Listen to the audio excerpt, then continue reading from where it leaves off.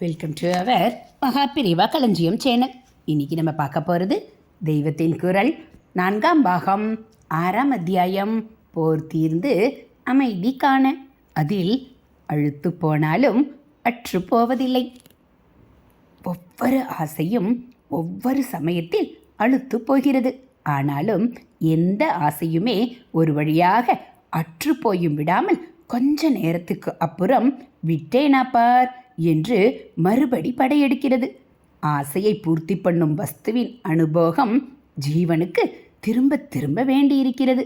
அதற்கு அவன் அடிமையாகி விடுகிறான், அடிக்டாகி விடுகிறான். அடிமையாகிவிட்டால் அப்புறம் துக்கப்பட வேண்டியதுதான். சபர்பாத்து தான் தனக்கு ஹாபிட் என்றால் எல்லா இடத்திலும் ஷவர் கிடைக்குமா?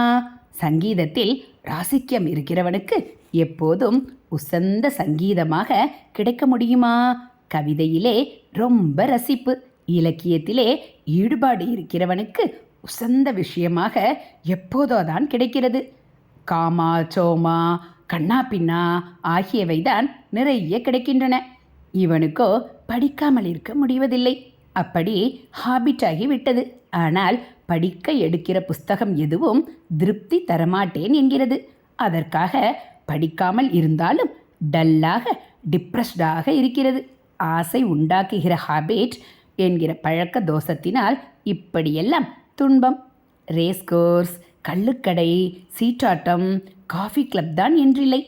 எதிலே ஆசை வைத்தாலும் அதே ஒரே இழுப்பாக இழுத்து அதிலே ரொம்ப ஆனந்தத்தை தந்த அனுபவத்துக்காக மறுபடி மறுபடி தாகப்பட வைத்து ஒருத்தனை வரட்டி எடுத்து விடுகிறது. இவன் எதிர்பார்ப்பது உசந்த சங்கீதம் பிடித்தவனுக்கு உசந்த சங்கீதம், கிராமிய கூச்சல் பிடித்தவனுக்கு அப்படிப்பட்ட கூச்சல், உசந்த லிட்ரேச்சர் பிடித்தவனுக்கு ரசமான இலக்கியம், ஆபாச கூத்து பிடித்தவனுக்கு அந்த ஆபாசம், இட்லி சாம்பார் பிரியனுக்கு அந்த போஜ்யம். இப்படி ஒவ்வொருத்தனும் எதிர்பார்ப்பது அவன் ஆசைப்படும் தரத்துக்கு எப்போதும் கிடைப்பதில்லை. அப்படிப்பட்ட சமயங்களில் ஏமாற்றமும் துக்கமுமே ஏற்படுகிறது. அந்த ஆசை இல்லாதிருந்தால் இந்த துக்கமும் இல்லை. குறிப்பாக ஒன்றிலே ரொம்ப ஆசை வைத்து ஓஹோ என்று சந்தோஷிப்பதாலேயே அது கிடைக்காத போதெல்லாம் ஒரேடியாக குறைப்பட்டு கொண்டு துக்கம் கொண்டாடுவதாக ஆகிறது. அதே ரகத்தைச் சேர்ந்த வேறு நல்ல விஷயங்களை கூட உள்ளபடி அனுபவித்து ரசிக்க முடிவதில்லை. இவனுக்கு எதுவோ ஒரு ராகம், எதுவோ ஒரு கீர்த்தனம் ஃபேவரட்டாக அழாதியாய் பிடித்தது என்றால் ஒரு வித்வான் வேற எத்தனை ராகம், எத்தனை கீர்த்தனம் தேவகானமாக பாடி சபை பூராவும் கொண்டாடினாலும் இவன் மட்டும் தனக்கு பிடித்ததை பாடவில்லையே என்று மூக்கால் அழுகிறான். இப்படியே இவனுக்கு ஒருத்தர் ஃபேவரட் வித்வான் என்றால் வேற எத்தனை வித்வான்கள் நன்றாக பாடினாலும் தனக்கு பிடித்தவர் பாடவில்லையே என்றே குறைப்படுகிறான். சுவாமியார்கள் விஷயத்தில் கூட இப்படி உண்டு. ஏதோ ஒரு சேத்திர மூர்த்தியிடம்தான் ஒருத்தனுக்கு ரொம்ப பிடித்தமென்றால் வேறு எந்த கோவிலுக்கு போனாலும் அங்கே எத்தனை பேர் பக்தி பரவசமாக தரிசனம் பண்ணி கொண்டிருந்தாலும் இவன் மட்டும் அந்த மாதிரி ஆகுமா என்றுதான் குறையோடு நினைத்து கொள்கிறான். யாரோ ஒரு சாமியாரை பெரியவர் என்று பிடித்துவிட்டால் அப்புறம் வேற எந்த மகானை பார்த்தாலும் அவர் மாதிரி ஆகாது என்றுதான் முனகி கொள்கிறான். அப்புறம் நமக்கு பிடித்த சுவாமிக்கே எத்தனை நன்றாய் அலங்காரம் பண்ணியிருந்தாலும் பிக்ஷாடன அலங்காரம் மாதிரி ஆகுமா என்று குறைப்படுவது. நமக்கு பிடித்த சுவாமிகளே கீதை உபன்யாசம் எவ்வளவு உயர்வாக பண்ணினாலும் விவேக சூடாமணி பண்ணப்படாதோ என்று குறைப்படுவது என்றெல்லாம் ஒன்றில் ஆசை சந்தோஷம் என்பதாலேயே அநேக வேறு சந்தோஷங்களை பறிகொடுப்பதாக ஆகிறது. அதற்காக நமக்கு பிடித்ததை நிரந்தரமாக பிடித்து வைத்து கொள்ள முடிகிறதா? இல்லை. அது எப்போதாவது தான் கிடைத்தால் கிடைக்கிறது. இப்படி கிடைக்காத போது ஒன்றும் பிடிக்க மாட்டேன் என்கிறது. சொல்ல தெரியாத வேதனையாக இருக்கிறது. சில சமயத்தில் கோபமாக கூட வருகிறது. கஞ்சா இந்த நாளில் ட்ரக் என்று பேர் தந்திருக்கும் போதை வஸ்துக்களில் ஆசை வைத்து ஹேபிட் ஆக்கி கொள்ளும்போது ஆசை பூர்த்தியால் தேகம் கெட்டு புத்தி வைக்கல்யம் தடுமாற்றம் ஏற்படுகிறதென்றால் ஹேபிட்டை இவன் விட பார்த்தாலோ முடியாமல் அது அவனை படாத பாடுபடுத்தி பிராணகத்தி கூட பண்ணிக்கொள்ள செய்கிறது என்கிறார்கள். அதாவது ஆசையால் கெடுதல் என்று தெரிந்தால் கூட அதை விற்றுவிடுவது சிரமமாய் இருக்கிறது. நாம் பெரிசாக ஆசைப்பட்டு தேடி போகாமல் அதுவாகவே வந்து கலப்பில்லாத ஆனந்தம் தருவதாகவும் சில வஸ்துக்கள் இருக்கின்றன. கொஞ்சம் விச்ராந்தியாய் இருக்கலாம் என்று பீச்சில் போய் உட்காருகிறோம் அல்லது மொட்டை மாடியில் போய் உட்காருகிறோம். நமக்கு அன்று பூர்ணிமை என்று தெரியாது. ஆனால் தலையை தூக்கி பார்த்தால் பூர்ண சந்திரன் வெண்ணெய் கட்டி மாதிரி அழகாக தெரிகிறது. குழு குழு என்று சந்திரிகையை கொட்டுகிறது. நாம் ஆசைப்படாமலே ஆனந்தம் கிடைக்கிறது. இந்த ஆனந்தத்துக்காக நாம் எந்த கஷ்டமும் படவில்லை. இதற்கு அப்புறமும் இந்த அனுபவத்தால் ஒரு கெடுதலும் வரப்போவதில்லை. எல்லாம் சரிதான். ஆனாலும் இந்த ஆனந்தமும் எத்தனை நாளி சாஸ்வதம்? அது உள்ளளவும் கூட, அதாவது ராத்திரி பூரா நம்மால் அதை பார்த்து கொண்டிருக்க முடிகிறதா? உசந்தால் 1 மணி நேரம் பார்க்கிறோம், அப்புறம் அந்த ஆனந்தம் நிற்கிறதா?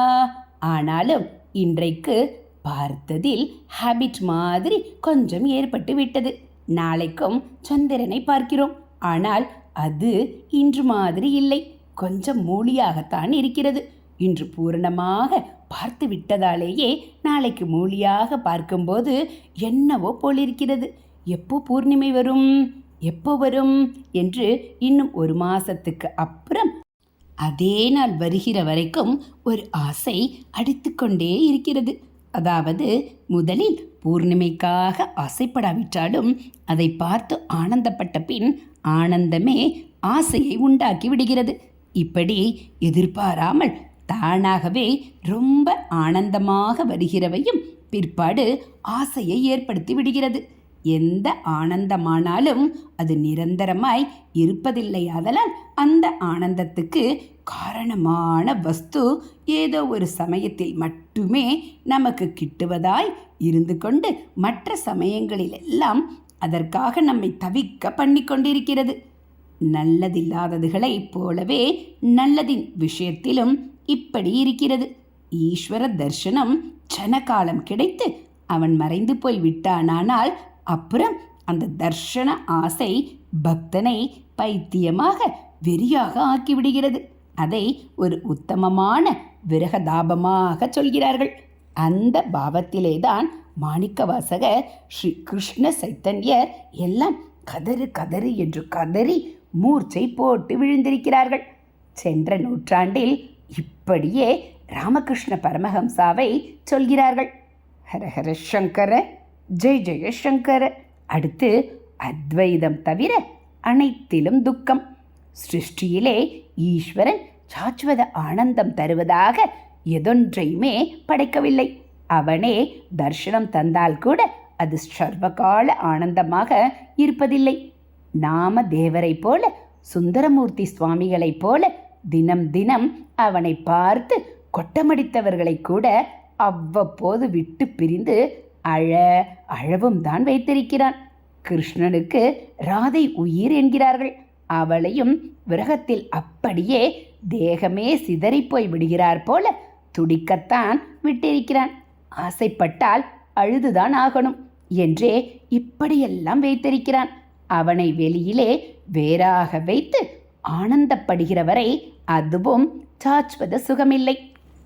அத்வைதம் தவிர எல்லாம் துக்கம்தான் என்று காட்டவே இப்படி பண்ணுகிறான் போலிருக்கிறது.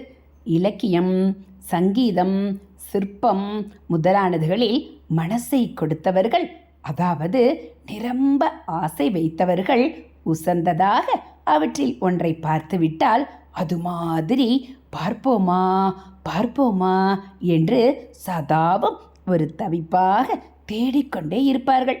தவிப்பது தேடி தேடி அழைகிறது என்றால் அது அசாந்திதான், துக்கம்தான். கெட்ட அனுபவங்களும் இதே மாதிரி ஒரு தரம் ருசி கண்டுவிட்டவர்களுக்கு ஆசை வெறியை தூண்டி விடுகிறது. அப்புறம் அவர்களே கொஞ்சம் அறிவு தெளிந்த நிலையில் ஐயோ இத்தனை கீழ்த்தரமாக இருந்து விட்டோமே என்று தனக்குள்ளேயே குன்றி போய் மிகவும் துக்கப்படும்படி இருக்கிறது. ஹரஹர சங்கர ஜெய ஜெய சங்கர, ஹரஹர சங்கர ஜெய ஜெய சங்கர. மகா பெரியவாச்சரணம். இதுபோல் தெய்வத்தின் குரல் பகுதிகளை நீங்கள் தினந்தோறும் கேட்கணும் அப்படின்னா மறக்காமல் நம்ம சேனலை சப்ஸ்கிரைப் பண்ணுங்கள். கூடவே பெல் ஐக்கானை கிளிக் பண்ணி ஆளுங்கிற பட்டனையும் அழுத்திடுங்க. அப்போ நம்ம போடக்கூடிய தெய்வத்தின் குரல் பகுதி வீடியோக்கள் உங்களுக்கு உடனே நோட்டிஃபிகேஷனாக வந்துடும்.